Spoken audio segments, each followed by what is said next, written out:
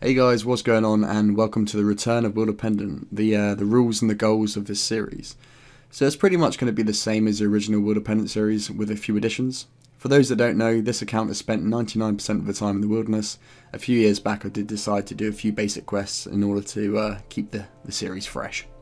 Since the last episode, I prepared this account for the comeback.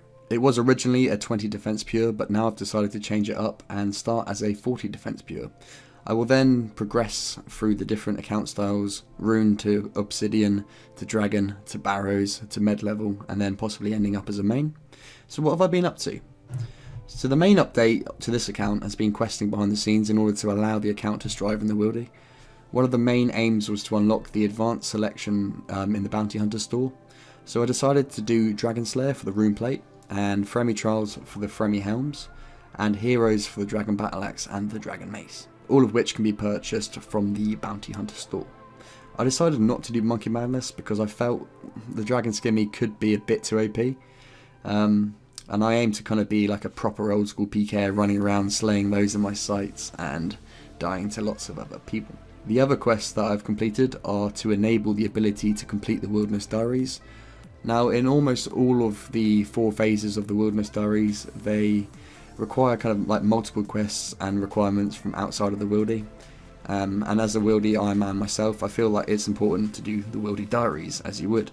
So an example from the Wilderness Diaries, I need to smith a gold helmet, which requires the completion or part completion of Between a Rock quest, and another example, a hard step, is to catch a black salamander, which requires 67 hunter, which is actually impossible to do like within the wilderness to get the hunter level for that. So I've gone outside the wilderness and got that level before I've gone back in.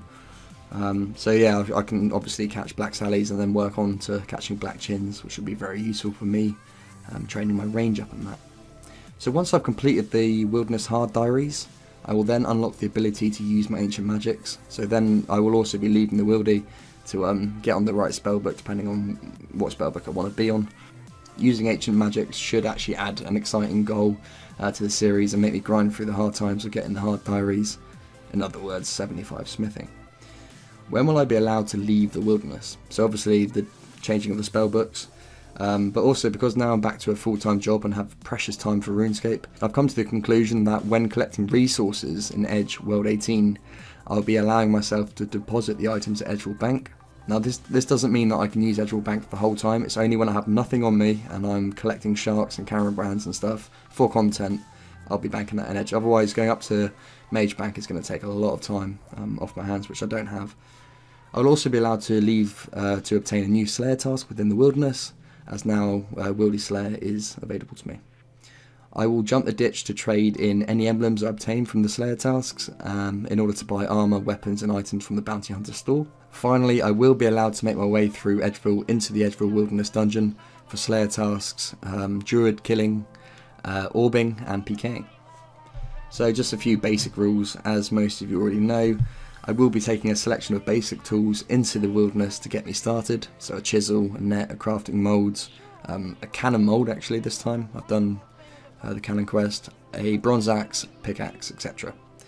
Another rule, I can't trade other players, obviously. I can't teleport from the wilderness, I can't leave the wilderness. I can actually hide in the level 0 zone in front of the ditch, north of the ditch, but not actually in the wildy. That's allowed. I can't pick up deliberately dropped items, and I can't kill or attack any of my own clan chat members. However, I can loot items from the floor, as you kind of would expect if you were living in the wilderness. You are allowed to find any item and make it, you know, help you thrive. I have probably missed a lot of stuff, so if you guys have any questions, post it in the comment section, and I read every comment anyway, so I'll get back to you. The first episode will hopefully be released around Sunday, assuming I get a bit of free time to narrate.